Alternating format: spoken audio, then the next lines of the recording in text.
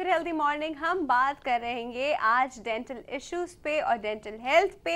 और जिस तरह मैंने आपको सुबह में बताया था कि डेंटिस्ट्री में एक ब्रांच होती है जिसे ऑर्थो और डॉन्टिक्स कहते हैं, उसमें दांतों की अलाइनमेंट की बात होती है, वो कब किस एज में होनी चाहिए और बच्चे को कैसे ट्रीट किया जाता है, बच्चे की कोऑपरेशन लेना बड़ा मुश्किल होता है। तो इन सब चीज़ों पर बात करने के लिए अब हमारे साथ मौजूद हैं doctor Jamshed Ali Imran, consultant orthodontist हैं ज़ियाउद्दीन यूनिवर्सिटी हॉस्टल में। इनको वेलकम करते हैं। अस्सलाम वालेकुम सर। वालेकुम अस्सलाम। कैसे हैं? अल्लाह का शुक्र, आप कैसी हैं? बिल्कुल ठीक ठाक, फर्स्ट क्लास। अच्छा सर, मुझे बताइए कि बच्चों को ट्रीट करना बहुत मुश्किल होता है और ऑर्थोडोंटिस्ट जो होते हैं उनका ज़्यादा जो है तरह पाला वो बच्चों से ही पड़ रहा होता है डेफिनेटली। तो पहले तो सबसे पहले बताइए कि टीथ इतने मैल अलाइंड क्यों होते हैं? मतलब मैल अलाइंड इज़ अ टर्म जो हम लोग यूज़ करते हैं आगे पीछे होने के दांतों की। नहीं, बच्चों का ये तो बहुत सही बताया कि जितना ज़्यादा कांटेक्ट डेंटिस्ट का बच्चों के साथ होता है और फिर बच्चों की साइकोलॉजी डर जाते हैं वो हमारे, आप देखती हैं इंस्ट्रूमेंट और इंजन्स वगैरह देख के, तो वहाँ पे कोऑपरेशन लेना डेफिनेटली टफ तो है। लेकिन अगर आप चाइल्ड साइकोलॉजी की तरफ भी थोड़ा सा पढ़ के देखें तो वो बहुत इजीली हैंडल हो सकते हैं अगर आप उनको प्रॉपरली ट्रीट करना चाहें, क्योंकि एक विज़िट दो विज़िट की बात नहीं होती, ये तो एक काफ़ी लंबे ड्यूरेशन, क्योंकि पहले मिल्की टीथ को आपको सेव करना होता है। अगर मिल्की टीथ सही रहे, जो कि डेसिडुअस दांत होते हैं, दूध के दांत अगर सही रहे, उसमें कीड़ा नहीं लगा, तो ये जो दांतों में टेढ़ापन जो आता है जिसको हम क्राउडिंग कहते हैं या मैल अलाइनमेंट कहते हैं, ये वहाँ से बेसिकली उससे रिलेट करते हैं कि अगर दूध के दांत अपने टाइम पर गिर गए, जो इसका टाइम है, और आने वाला दांत उसके सब्सिक्वेंट टाइम पर आ गया, तो वो फिर क्राउडिंग का इश्यूज़ नहीं होता। लेकिन पेरेंट्स को ये वो होता है ना कि ये तो दूध के, इसको बचाना इतना इम्पोर्टेंट नहीं है, अगर कीड़ा लग गया है, गिरने वाला है, हाँ, तो बस जाने दें, निकाल दें, पक्का दांत नहीं है वो आने वाला। तो वो फिर वो जो टाइमिंग्स होती है ना शेडिंग दांत के गिरने की और निकलने की, अगर वो डिफ़र कर जाए, उसके अंदर वेरिएशन आ जाए, तो फिर इस तरह के इश्यूज़ होते हैं जिसको हम ऑर्थोडोंटिकली फिर ट्रीट करते हैं ब्रेसेस लगा के। सही। अच्छा सर, ये तो एक कॉन्सेप्ट है कि ठीक है वो दांत जो है वो दूध का है, पक्का नहीं है, तो आप इसको निकाल दें। यूजुअली ये पीछे वाले दांतों में ज़्यादा होता है, जिसे हम मोलर्स कहते हैं, उन दांतों में ये चीज़ें ज़्यादा होती हैं। बच्चों के भी मोलर जो प्राइमरी मोलर्स होते हैं उनमें इशू ज़्यादा होते हैं। तो इनको सेफ करने का कोई तरीका नहीं है कि अगर इनको सेफ कर लिया जाए, क्योंकि कीड़ा सबसे पहले वहाँ लगता है। जी, एनाटमी उसकी कुछ ऐसी होती है जिसको मोलर या दाढ़ें कहते हैं। बच्चों के अंदर भी दाढ़ें होती हैं और बड़ों में भी दाढ़ें होती हैं। तो ये जो दाढ़ों का सेट है, जो कि 3 और 3 तकरीबन 9 अपर लोअर मिला लें, उसकी फिशर्स एंड ग्रूव्स ऐसी होती हैं कि वो सबसे ज़्यादा प्रोन होता है, वहाँ पे कैरियस अटैक सबसे पहले होता है। तो उसको प्रिवेंट करने का सबसे पहले तो आपके अपने हाथ में इंस्ट्रूमेंट है जो कि ब्रश है, प्रॉपर ब्रशिंग, क्योंकि हमारे यहाँ यूजुअली डेंटिस्ट भी यही कह देते हैं कि 2 दफ़ा ब्रश करें। बेसिकली वो टाइमिंग्स बहुत इंपॉर्टेंट है। हम ये कहते हैं कि चाहे वो 10 दफ़ा भी ब्रश कर ले, लेकिन अगर वो जो एक कहते हैं ना आफ्टर एवरी मील, वो अगर हो रहा है, वो चाहे 2 दफ़ा भी करे या 5 दफ़ा करे या 3, वो अगर आफ्टर एवरी मील वाला जो लाइन है उसको वो फॉलो कर ले, तो फिर तो वो जो मोलर्स के अंदर कीड़ा लगता है, जो कि प्रोन है, जिसके अंदर पहले कीड़ा लग सकता है। लेकिन अगर वो प्रॉपर ब्रशिंग टाइमिंग्स में नहीं हो रही हैं, तो उसको प्रिवेंट करने का डेंटिस्ट यूजुअली करते हैं कि पिर्सन फिशर फीलिंग्स होती हैं कि वो वैसे ही उन ग्रूव्स को ऐसे ब्लॉक कर देते हैं कि वहाँ पे कीड़ा लगने के चांसेस बहुत मिनिमाइज होते हैं। फिर भी ये है कि ये नहीं है कि वो कर दिया तो फिर हो गया, उसके बाद भी पर हमारे यहाँ कॉन्सेप्ट नहीं है सर बच्चों के दांतों को फिशर सील करना। कहते हैं वो जैसे इसके पक्के दांत निकले इसको फिशर सील करा दिया। वही मैंने बताया ना कि पेरेंट्स की एजुकेशन, बच्चों पे तो उनको नहीं पता, बेचारे बच्चे हैं, वरना उनको भी बड़े कह देते। तो ये तो पेरेंट्स की एजुकेशन है कि वो उनको भी पता चले कि दूध के दांत कितने इम्पोर्टेंट हैं, क्योंकि वो जो दूध के दांत प्रॉपर तरीके से अगर रहें, उस पर कीड़ा नहीं लगे,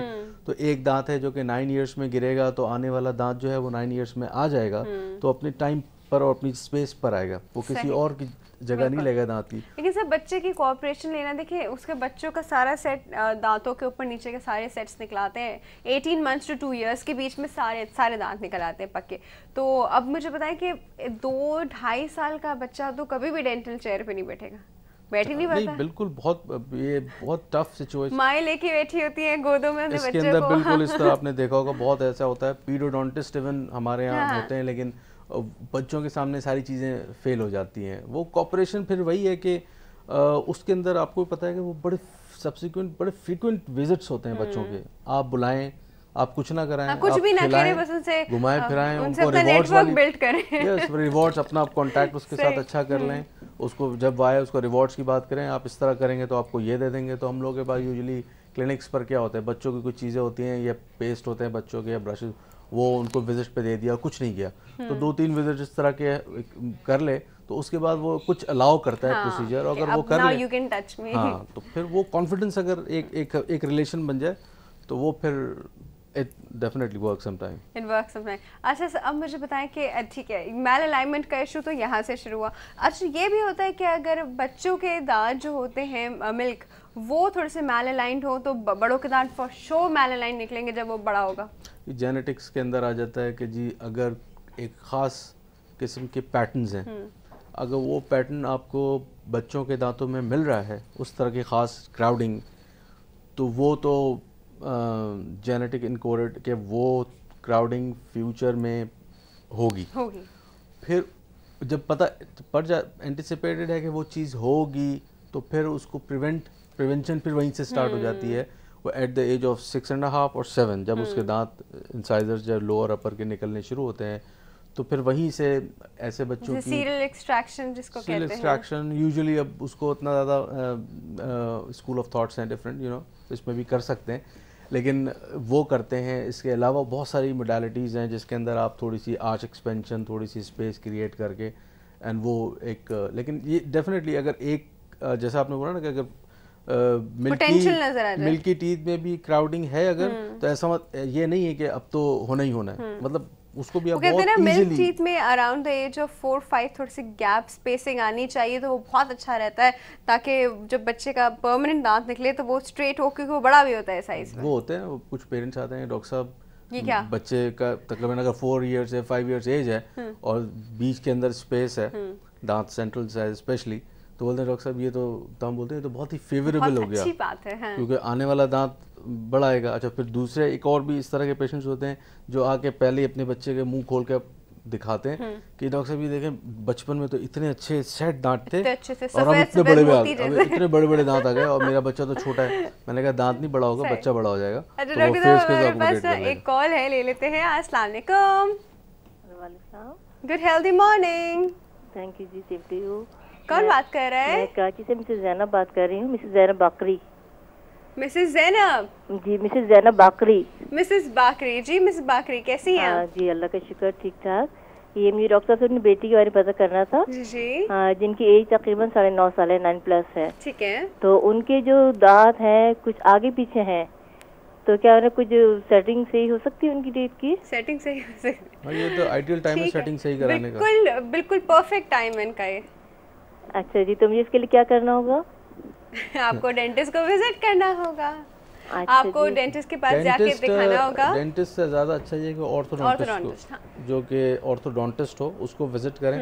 तो ये जो एज 9 इयर्स बताइए, ये तो बहुत 9+ है। हाँ, और उसमें मुझे लगता है कि अभी सिर्फ अपर और लोअर के सामने के दांत आए होंगे जो थोड़ा आगे पीछे होंगे। जी जी जी। तो उसको प्रॉपरली अभी किसी ऑर्थोडोंटिस्ट ने अटेंड कर लिया तो इंशाल्लाह बिल्कुल आइडियल एक फ्यूचर में बिल्कुल स्ट्रेट सीधे एक उसमें दांत होंगे। हाँ, कोई ऐसा इशू नहीं है इंशाल्लाह। Thank you. ठीक है जी, जी आपका काम बहुत अच्छा है डॉक्टर राफिया, आपकी होस्टिंग बहुत ही जबरदस्त है माशाल्लाह। Thank you ji, Allah Hafiz.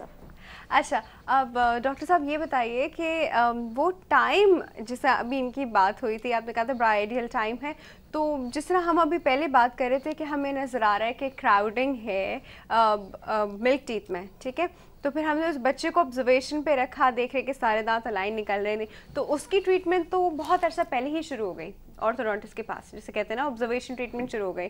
Normal जो बच्चे होते हैं जिनके वैसे कोई इशू नहीं होते, लेकिन जैसे उनके सामने के इंसाइजर्स निकलने लगते हैं, केनाइन निकलने लगता है, यहाँ तो पता चलता है कि ये इशू हो रहा है। तो क्या एज होती है कि कब ऑर्थोडोंटिस्ट को विजिट करके बेस्ट ट्रीटमेंट एज क्या होती है, कब शुरू करना चाहिए? आइडियल तो कुछ सिचुएशंस हमारी स्कैरेटल डिविजन्स होती हैं और डेंटल मैलक्लूजन डिविजन्स हैं कि क्लास 3 प्रोफाइल है, अगर लोअर जॉ आगे है और अपर पीछे है तो वो बहुत वो बाद में पता चलना शुरू होता है ना, वो ग्रोथ पैटर्न पता चल जाता है। एनीवेज आइडियल तो जिस वक्त आपको क्राउडिंग नज़र आए वैसे ही विजिट करना। यूजुअली हमारे यहाँ ये है ना 12-13 साल के बाद कराएंगे जब सारी डिजीज स्टैब्लिश हो जाएगी और सारे इश्यूज जनरेट हो जाएंगे। वही कहते हैं ना कि सारे दांत एक बार आपके परमानेंट निकल आए, फिर हम देखेंगे कि हम क्या कर सकते हैं। कॉन्सेप्ट है। आइडियली जिस वक्त आप देखें कि जी क्राउडिंग, दांत टेढ़े हो रहे हैं, आगे पीछे हो रहे हैं, अलाइंड होने चाहिए, नहीं है, जैसे ही आपको लगे वैसे ही आप इसको ट्रीटमेंट स्टार्ट करा लेना चाहिए। आइडियली तो ये है। फिर डॉक्टर साहब ये नहीं होता कि वो ट्रीटमेंट लंबा बहुत हो जाता है? देखो 2 फेज ट्रीटमेंट भी है, पर कुछ ट्रीटमेंट आप रिमूवेबल अप्लायंसेस के थ्रू कर लेते हैं, जो कि आप 6 महीने 8 महीने के अंदर वो टास्क अपना अचीव करते हैं। आपने आज एक्सपेंड कर ली, हाँ, और वो छोड़ दिया, फिर आप डेफिनेट ट्रीटमेंट प्लानिंग की तरफ आप 13 साल 14 साल की एज पे जब आपको लगता है कि अब इंटरवेंशन जरूरी है, तो पेशेंट बर्नआउट भी ना हो, क्योंकि प्रोलॉन्ग रिटेन। अब 4 साल से आ रहे हैं, हाँ, वो समझते नहीं कि बहुत इंपॉर्टेंट है। नहीं, लेकिन ये भी एक बहुत सही बात है, क्योंकि आज आपको टॉपिक भी कुछ इस टाइप का है कि अगर जितना ज़्यादा ट्रीटमेंट उतनी ओरल हाइजीन भी कॉम्प्रोमाइज हाइजीन का इशू, इस पे हम बात करते हैं डॉक्टर साहब। वक्त हो गया एक छोटी सी ब्रेक का, भी कहीं मत जाएगा, विल बी राइट बैक।